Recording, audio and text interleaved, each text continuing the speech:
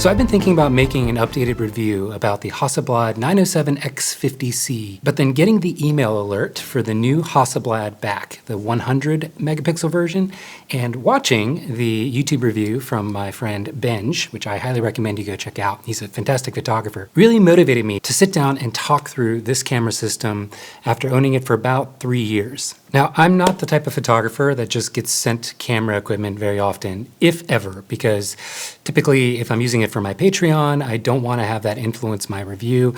And secondly, I only really like reviewing equipment that I use myself. And most camera companies want you to send the stuff back to them when you're finished. So if I'm reviewing something myself, I typically want to spend the money to keep the thing so that I can use it. And I went all in with the Hasselblad system when it came out. I bought their 80mm f1.9, which at the time was the fastest cropped medium format lens that existed. This lens was eventually outdone by the Fuji 81.7, which I bought for my Fuji GFX 100, but this isn't really going to be a lens review, so I'm not going to get into comparing them other than to say the Hasselblad feels like it's built like a tank.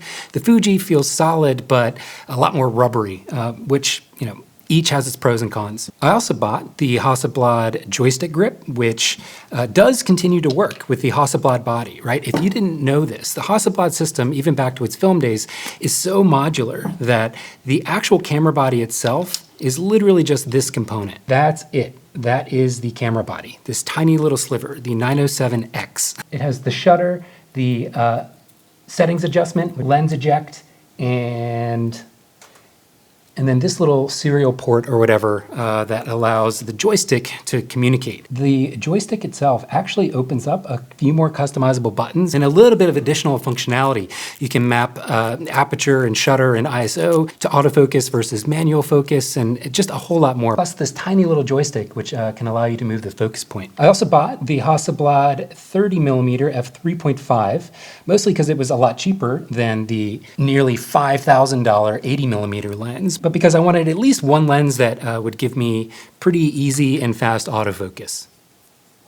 This camera has pretty awful autofocus. It uses contrast detection, which is a much, much older version of autofocus technology, and it is slow and really, really misses a lot. We'll touch more on that in a little bit, but all in, once this entire rig is set up. Oh, and by the way, there is an optical viewfinder you can buy, which I did buy, but I can't find, which is a problem because it wasn't cheap, but I never used it. The same can be said about the joystick here. It's cool. It is definitely ergonomically a bit more comfortable, but definitely not what I travel with most of the time. And I bought this camera not for my professional work, but simply to travel with. That was my entire sort of idea behind it.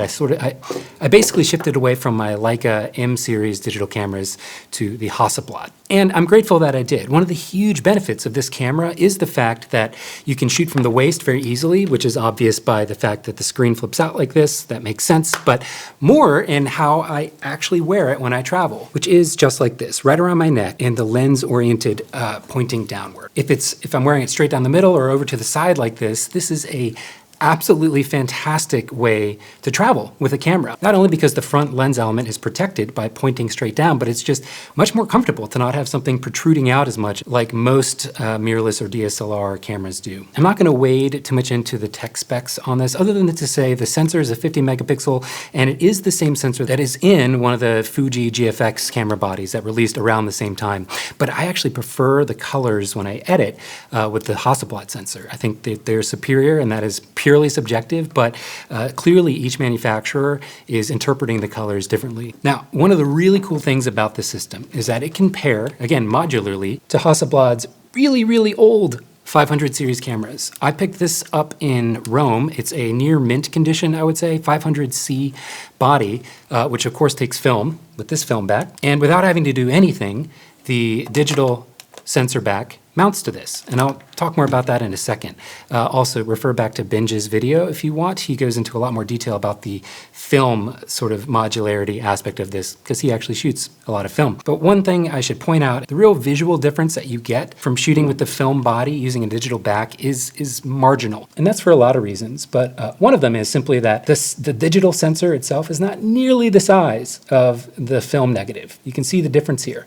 And that is absolutely going to change the field of view relative to the shallow depth of field that you're going to get, which is one reason why when you have the digital back mounted to this, the analog viewfinder that you get isn't an accurate representation of what the final exposure is going to look like. So you're either going to want to tape up the visual to like basically get the cropped lines, or just kind of eyeball it and hope for the best. I think they also sell a properly sized on-brand Hasselblad adapter for that. But the huge benefit to this entire setup is that Hasselblad, in the menu, all you need to do is go to the camera body setting and select 500C, which is, they have a few different options, but that's the one I'm using. And you can literally take a photo, crank the sensor, and it will expose the photo that you just shot right there as if it was on a digital camera. It blacks out, you crank it, and it will show you the photo that you just took, which I took of nothingness. That's an amazing shooting experience, and it's a completely seamless blend between old analog film technology and new digital technology. The fact that this is modular means that someday, if and when Hasselblad can update, and I'm sure very expensively, sell a larger sensor size, it's gonna unlock essentially the dream, I think, of what film photographers have been looking for in terms of the shallow depth of field relative to the field of view that you can get from this. It's pretty remarkable that Hasselblad was able to continue the modularity of the digital back being backwards compatible with their film cameras. Just absolutely amazing. I've become a huge fan of both the battery size and type and the dual SD card slots. The new back ships with a internal 1 terabyte SSD drive, which is kind of cool. I think more cameras should ship with internal memory, especially these days. Memory is fairly cheap. But I think not having an SD slot is sort of annoying. Yeah, I use cameras that use CF Express and other formats, but being able to pop this out and then put it right into my MacBook Pro's SD card reader, especially since this is my travel camera and I want to minimize how much crap I have to travel with, is a huge win. One negative is that over time, this door flap really becomes too easy. I don't know if it's because it's just got loose or if it's always really kind of been there, but it's too easy to sort of bump open by accident. I wish there was more of a lock that you could, so that you could secure it more without having that happen, because it happens all the time. Okay, now back to the autofocus situation. I'm going to adorn my super, super cool iPhone chest cam perspective here, just to show you that contrast autofocus is awful. This is about as close focus as I think this lens will get. I'm going to focus on the preview monitor in front of me. Okay, I got it. The lens of the camera, nice. Screen.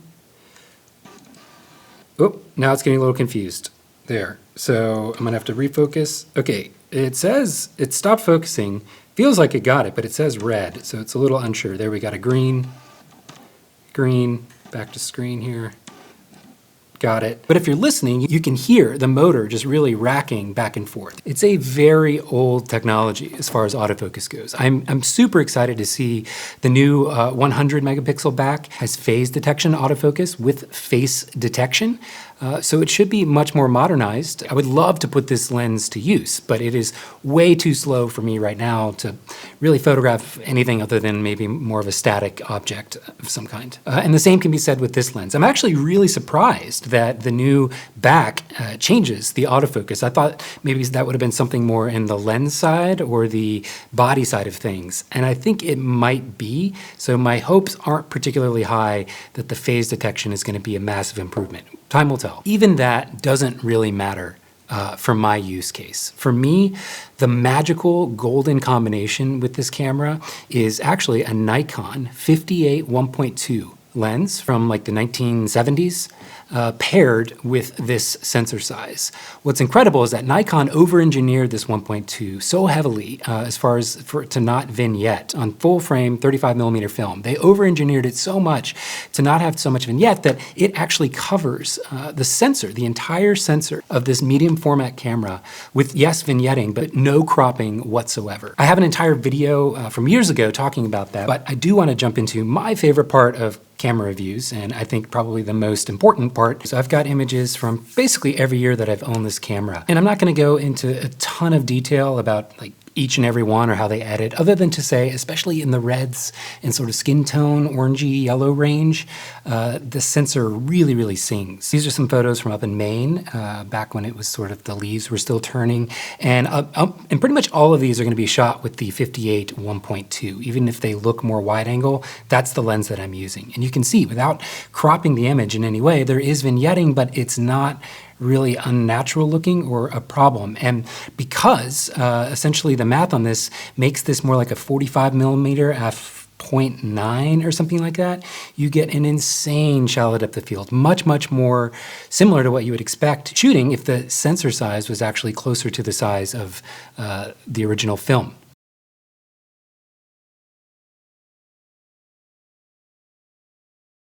Because this camera uses a leaf shutter and this lens does not have that, you have to shoot in essentially electronic shutter mode or silent mode, which is a problem. Now, this is a 50 megapixel sensor size on this camera back, and the rolling shutter on it means any subtle camera movement at all will create a sort of warbly effect. And I actually tried using that to my advantage with some of the photos here to create some sort of surreal, crazy effect. And I've even had a series I'm not going to get into now, combining this with a tilt shift, a wide angle tilt shift lens and a neutral density filter to create just absolutely insane look. But with people, that's really tough. You have to give your subject the guidance to hold still. But when they do, or when it's a subtle enough issue that you can't really tell, you get this beautiful shallow depth of field with a really wide angle. And honestly, I wish I could use this more often in my wedding work. But it requires so much control, and I never know when I'm gonna need to jump into using autofocus and quickly react. Even during a wedding day time where I have control, I need to be ready to react quickly, and this rig is much, much slower to work through, for sure. But hopefully you can see just by looking at the images, like a very, very distinct visual render. I think it's worth noting that the Fuji body, the GFX that uses this same sensor, that actually has a curtain shutter. So it's not an issue. You can shoot with it. But even owning both bodies, I still preferred the Hasselblad simply because it was much more comfortable to wear when traveling around, and I thought the colors and just overall tone of the files was just really superior.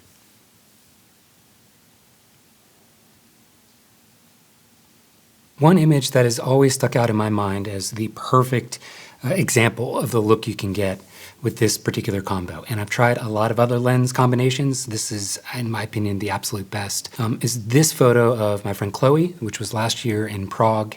And yeah, you get the combination of that sort of swirling effect, the shallow depth of field relative to the field of view, and it just perfectly exemplifies exactly why I'm so addicted to using this setup. So when you have situations that you have control, and if you want to throw down the money for this lens, you can get a look that is unlike anything else on the market today. Now, I just want to stress this point. $5,000 on this 80 1.9, and I don't remember, $800 or something for this 30, okay? I have yet to really ever even use either of these lenses because the autofocus system with contrast detection is that poor. It's not impossible. You can totally make it work, especially if you're used to shooting manual focus, which is what this entire rig is. But the trade-off in the look, I can manual focus about as fast as contrast detection autofocus will work with this. So hold off. If you're thinking about, buying the 50C, the 50 megapixel version of this body, and especially since it's probably going to be dropping in price now that the 100 megapixel version is out. If you're thinking about buying this, just be ready for really abysmal autofocus capabilities. I'm so excited to see one day, if I ever get the 100 megapixel back, I'm so excited to see how phase detection works. But because it's a 100 megapixels, I have a feeling the rolling shutter is going to be even more pronounced. And that's not a solvable issue unless they can somehow build in a curtain shutter to this system, which I don't think is going to be possible. All in all, this is in rotation for one of my top two favorite cameras that I ever shoot with, and it's my absolute favorite travel camera. It's between this and the Nikon ZF, and those just rotate out in and out based on essentially my mood and how much room I have to pack. I absolutely love this setup and I highly recommend it. If you already own a 500 series or whatever word for this lineup of cameras in the film world, I also would recommend this because there is no real trade-off other than the crop. It's not going to look like your film, but it'll get close and in the range, and the shooting experience is just absolutely lovely. So that's it. Again, refer to my friend Benja's video if you want. I don't think he went into the phase detection autofocus. He more focused on the film experience of using this, but I'm sure there will be other people, and if I ever get a hold of the back, I will definitely try it myself. But for right now, I'm going to hold off on buying the 100 megapixel. I just see nothing about it that really necessitates an upgrade for me in the way that I'm using this system. As always, thank you so much for your attention, and I'll be back soon. Bye, everyone.